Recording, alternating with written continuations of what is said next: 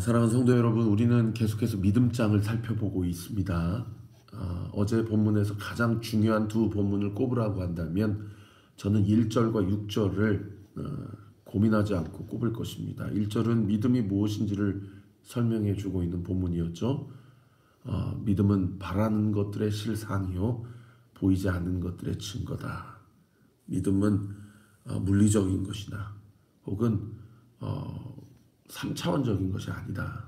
보이지 않는 영적 세계에 그 세계를 발딛는 어떤 영적인 키다라는 것을 제가 여러분과 함께 나눴고요. 그런가 하면 6절은 어떤 말씀이었습니까? 믿음이 없이는 결코 하나님을 기쁘시게 할 수 없다. 믿음이 있어야만 하나님을 기쁘시게 할 수 있다. 왜요? 하나님은 영이시기 때문이에요. 영의 세계로 들어갈 때 믿음을 통해서 그 세계로 들어갈 뿐만 아니라 그 영적 세계를 창조하시고 지금도 그 영적 세계뿐만 아니라 영적 세계와 물질의 세계를 운행하시고 주관하시고 다스리시는 하나님을 기쁘시게 하기 위해서는 히브리서 기자는 우리에게 무엇을 요구한다는 겁니까? 믿음을 요구한다는 것이죠. 그래서 그 하나님을 기뻐하시는 믿음은 두 가지를 믿는 믿음이어야 하는데 6절 말씀에 뭐라고 얘기합니까? 하나님께 나아가는 자는 반드시 그가 계신 것과 하나님이 계신 것, 하나님이 계신 것을 믿어야 된다는 거예요. 하나님이 계신 것을 믿어야 된다는 얘기는 보이지 않지만 그분이 살아계시고 살아계실 뿐만 아니라 나의 삶의 주인이시고 이 모든 우주와 피조 세계의 주인이시다. 그러니까 결국에 하나님이 반드시 계신 것을 믿는 믿음은 하나님을 향한 두려움, 경외함을 이야기하는 하나님을 예배하는 믿음으로 이어지게 하는 그런 믿음인 것이죠. 그런가 하면 두 번째는 어떤 믿음이었습니까? 그가 자기를 찾는 자들에게 좋은 것, 상을 주시는 이심을 믿어야 할지니라 라고 이야기하고 있다는 거죠. 그분이 우리를 감시하시고 우리를 감찰하시는 그 목적과 동기가 우리에게 어떤 심판을 내리시고 우리에게 벌 주시려고 우리와 동행하시거나 우리를 감찰하시는 것이 아니고 우리 주님께서 우리에게 상 주시려고 좋은 것 주시려고 연약한 우리의 삶 가운데 말씀을 지킬 수 있는 힘을 공급해 주시려고 우리와 함께 하신다는 거죠. 우리는 그것을 믿어야 한다는 것입니다. 할렐루야. 오늘 이 아침에 하나님이 반드시 계신 것과 하나님이 자기를 찾는 자들에게 상 주시는 이심을 믿는 그러한 은혜가 있게 되기를 우리 구주 예수 그리스도 이름으로 축원합니다. 자, 그러고 나서 오늘 본문 13절부터 한번 제가 주의를 해드리겠습니다. 13절에 이 사람들은 이라고 되어 있어요. 여러분 펜이 있으시면 이 사람들은 누구를 얘기합니까? 어제 등장했던 믿음의 선진들 5명을 이야기하는 것이죠. 아벨, 에녹, 노아 그리고 아브라함과 사라를 이야기하는 것입니다. 이 사람들은 그 다음 9절 보세요. 다 무엇을 따라 죽었다? 믿음을 따라 죽었다. 그러니까 그냥 어떤 운명 혹은 수명이 다해서 죽은 것이 아니라 그 사람의 죽음 또한도 믿음에 근거한 죽음이었다. 그러나 그 다음 9절 보세요. 약속은 받지 못하였다. 여러분 이 약속 동그라미하고 그 옆에 쓰실 수 있으면 써보세요. 이 약속 누굽니까? 예수님이십니다. 이 사람들이 복음, 예수 그리스도를 믿음으로 말미암는 구원의 어떤 그 약속은 받았지만 그 약속을 보지는 못했어요. 그 약속이 예수 그리스도를 믿는 믿음을 통한 구원을 이야기하는 것입니다. 그 다음 9절 그것들을 멀리서 보고 환영하며 그 땅에서는 외국인과 나그네임을 증언하였다. 그러니까 예수 그리스도를 믿는 믿음을 통하여서 구원받는 자들은 이 땅에서의 신분이 뭐다? 외국인과 나그네라는 거예요. 여러분 우리가 국적이 한국이기 때문에 비자 문제에 대해서 스트레스 받지 않아도 되잖아요. 똑같이 이 한반도에 살면서 비자 문제 때문에 스트레스 받는 사람은 누굽니까? 이주민들이죠. 그죠? 그리고 그 난민들, 유럽 사회가 시리아 난민이나 중동 난민들 때문에 골치를 앓는 이유가 뭡니까? 원래 우리 이 땅에 있는 사람들이 아닌데 이 땅으로 들어와 가지고 뭔가 문제를 일으키거나 사회 문제가 대두되든 이런 일들로 골치가 아프지 않습니까? 그러나 여러분, 한국 사람들은 한반도에 살면서 비자 문제 때문에 절대 스트레스 받을 이유가 없죠. 정부에서 나가라고 하질 않으니까요. 오히려 정부에서 도와주면 도와줬고 복지 혜택을 주면 줬지. 자국 국민들을 나가라고 하는 일이 있습니까? 그게 무슨 정부입니까? 근데 그리스도인은 이 땅에 살면서 이 세상이 그리스도인들에게 나가라고 하는 거예요. 너희는 우리에게 속한 사람이 아니다. 그리고 믿는 사람도 이 땅이 내 본향이 아니라고 생각해요. 그게 영적으로 정상이라는 겁니다. 사랑하는 성도 여러분, 우리의 본향은 여기가 아닙니다. 그러니까 우리는 세상 가운데서 무엇을 받을 수밖에 없어요? 박해를 받을 수밖에 없는 거죠. 손가락질 받을 수밖에 없는 거예요. 여러분, 교회 다니면서 세상 사람들에게 손가락질 받은 일이 없다? 자기의 믿음을 의심해 봐야 됩니다. 나가서 전도지를 돌려봤을 때 모든 사람들이 기쁘게 잘 봤습니까? 아니에요. 포레스트 2단지에 전도지를 다 붙였을 때 제 안에도 어떤 걱정이 있었냐면, 이 전도지 돌렸다는 것으로 교회에 항의 전화가 오면 어떻게 하나, 혹여나 덕이 되지 못하면 어떻게 하나, 오죽하면은 예전교회 전도지 더 이상 놓지 마세요. 놓으면 경찰에 신고합니다. 이런 호수가 있어가지고 우리 지영 성도님이 거기다가 안 놓았다고 그렇게 저한테 얘기하시더라고요. 여러분, 우리가 믿음을 가진 자로서 이 땅 가운데 살면서 세상 사람들에게 손가락질 받는 것은 사실은 당연한 것이고요. 더 나아가서 자랑스러운 것입니다. 그게 정상이에요. 왜요? 우리는 이 땅의 본향이 아니기 때문입니다. 성경이 그리스도인들은 이 땅에서의 신분이 뭐라고 얘기해요? 외국인, 포리너. 우리 나그네라는 거예요. 그냥 잠깐 있다가 가는 사람들이지 여기가 자기네들 고향이 아니라는 거예요. 여러분, 이 땅에 소망이 있다면 여러분 자기의 믿음을 다시 한번 점검해 보세요.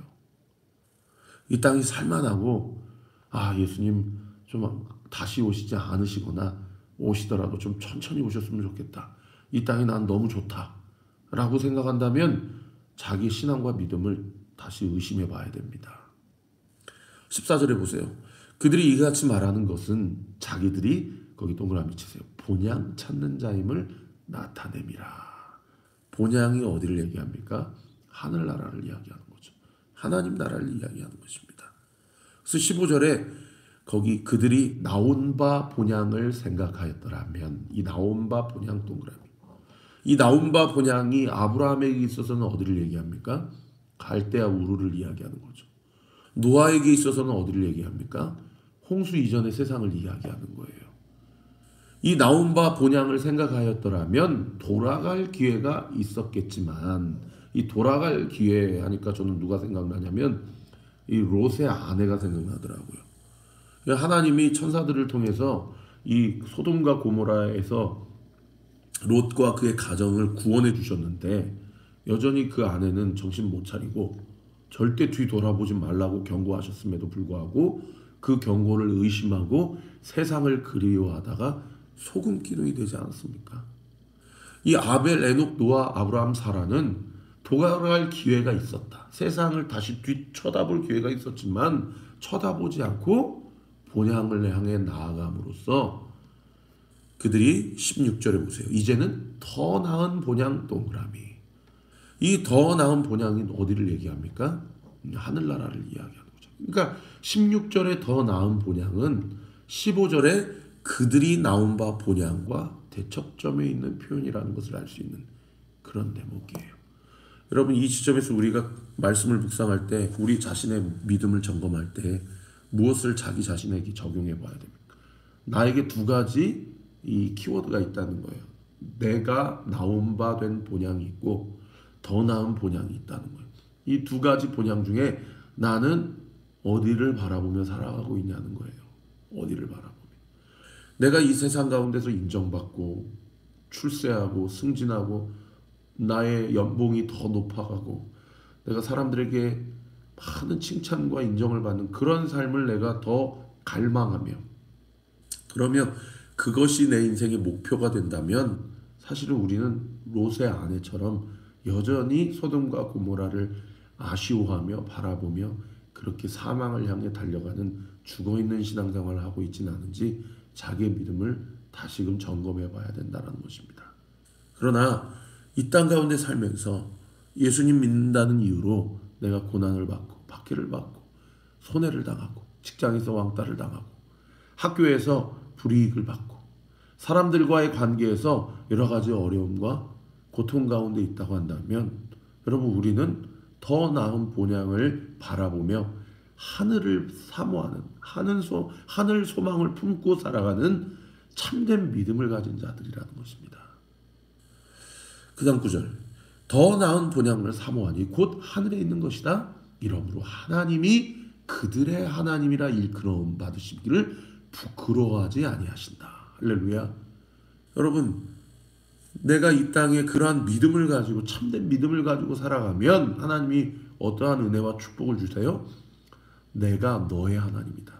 너는 나의 자녀다.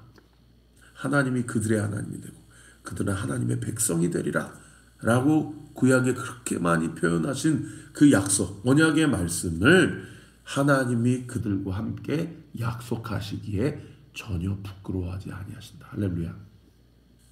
오늘 이 아침에 따라합시다. 하나님은 나의 하나님이십니다. 나의 하나님이십니다. 여러분 믿음으로 따라하세요. 하나님은 나의 하나님이십니다. 나의 하나님이십니다. 나는 하나님의 자녀입니다. 하나님의 자녀입니다. 다시요. 나는 하나님의 자녀입니다. 하나님의 자녀입니다. 따라하세요. 나의 본향은 이 땅이 아닙니다.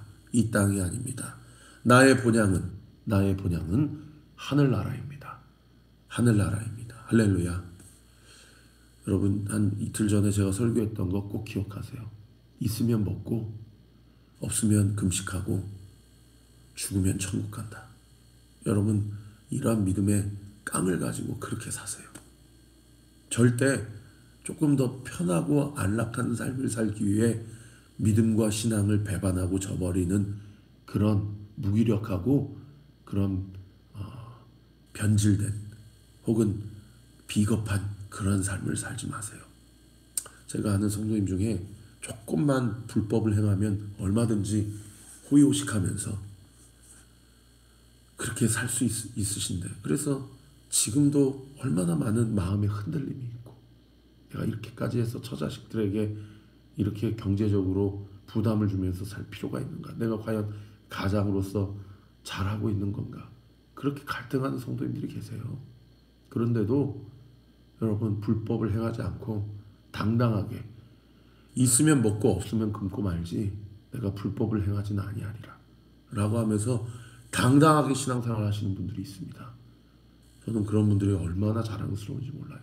그리고 얼마나 기도하는지 몰라요. 하나님 경제적으로 재정적으로 한숨 짓지 않도록 오히려 온리교회 재정에 큰 힘이 되고 하나님 나라와 이 땅의 성도님들을 도우면서 살아갈 수 있도록 아버지 이 아무개 성도의 이 모든 재정의 문제를 막혀있는 것들을 뚫어주세요. 얼마나 새벽마다 기도하는지 모릅니다. 저는 분명히 믿습니다. 저의 기도 우리 성도들의 그러한 기도가 반드시 응답될 것을 믿습니다. 할렐루야. 여러분 그 믿음 가지고 살아가시길 바랍니다. 그것이 믿음의 사람들의 분명한 증거요 또 표징이요 약속입니다. 그 다음 구절 보세요. 하나님께서 그들을 위하여 무엇을 예비하셨대요? 한 성을 예비하셨다. 이 한 성이 뭡니까? 하나님 나라예요. 하나님의 도시입니다. 사랑하는 성도 여러분, 하나님 나라를 누리며 사십시오. 걱정, 염려, 불안 여러분 떠나보내세요. 하나님께서 우리의 삶을 반드시 책임져 주십니다. 자, 그러고 나서 이제 17절부터 26절까지 어제 아벨과 에녹과 노아, 아브람, 사라에 이어서 17절부터 19절까지는 아브라함, 20절은 이삭, 21절은 야곱, 22절은 요셉, 23절은 모세의 부모인 아므람과 요게벳의 믿음, 24절부터 26절 오늘 끝절까지는 모세의 믿음, 이 믿음의 선진들의 나열을 어제 본문의 5명의 이 믿음의 선진들에 이어서 그들이 어떻게 믿음으로 하나님의 나라 본향을 사모하며 살았는지를 또 열거하고 있는 본문이 등장하고 있습니다.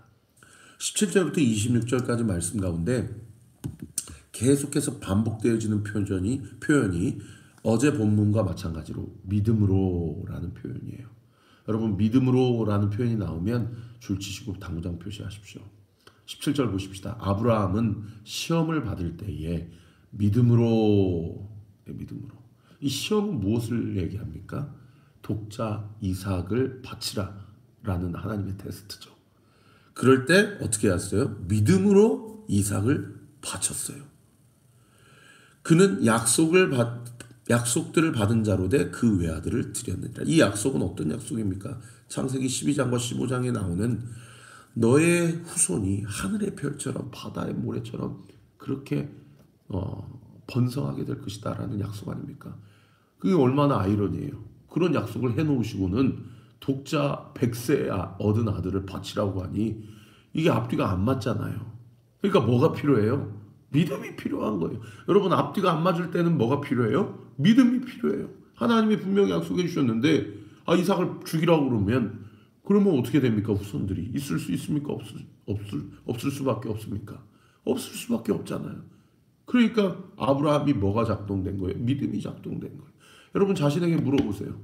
하나님께서 나에게 앞뒤가 맞지 않는 약속을 하시고 어떤 말씀을 하실 때는 내 안에 믿음을 테스트하는 강력한 계기와 기회라는 것을 여러분 믿음의 눈으로 취하고 분별하는 은혜가 있게 되기를 우리 구주 예수 그리스도 이름으로 축원합니다. 어떤 믿음이 작동됐냐? 18절 보세요. 그에게 이미 말씀하시기를 내 자손이라 칭할 자는 이삭으로 말미암으리라 하셨으니 창세기 21장 12절 말씀이거든요. 그러니까 앞뒤가 안 맞는 말씀이에요. 근데 어떤 믿음이 작동됐냐? 19절 별세계 당구장 표시. 그는 누구예요? 아브라함이죠.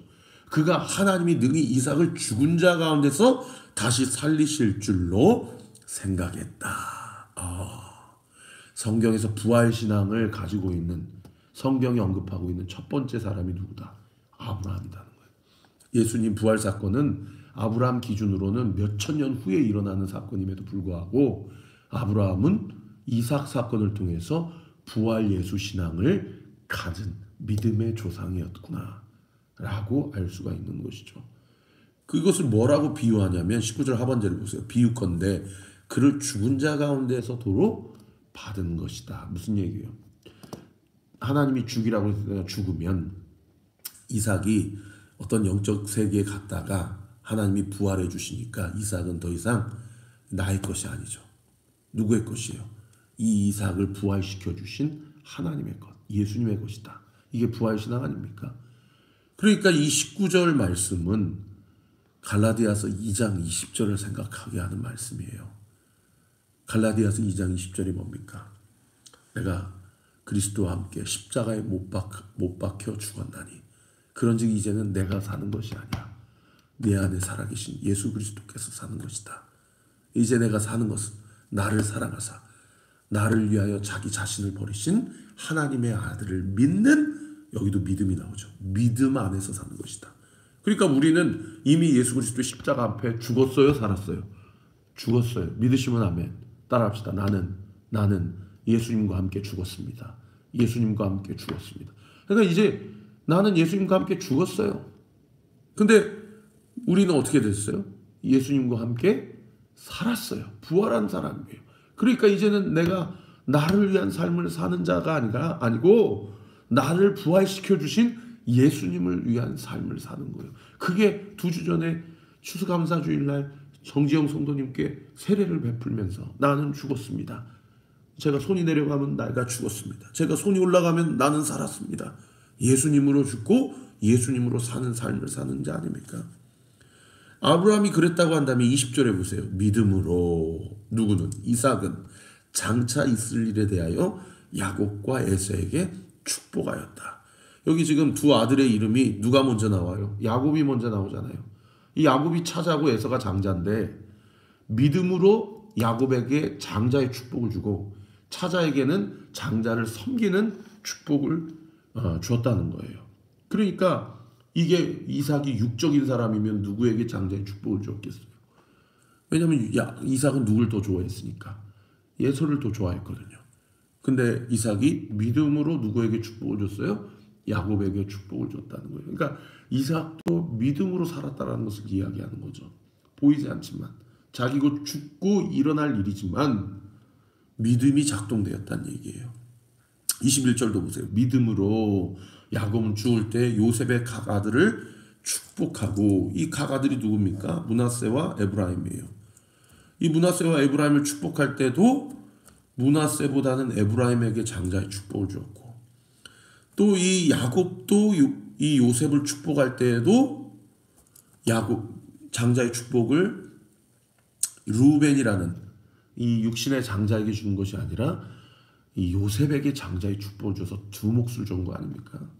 그러니까 이 요셉 지파가 쪼개져 가지고 므낫세 지파, 에브라임 지파 이렇게 축복을 받은 것이죠. 이게 다 무엇으로 이루어졌다? 믿음으로 이루어졌다.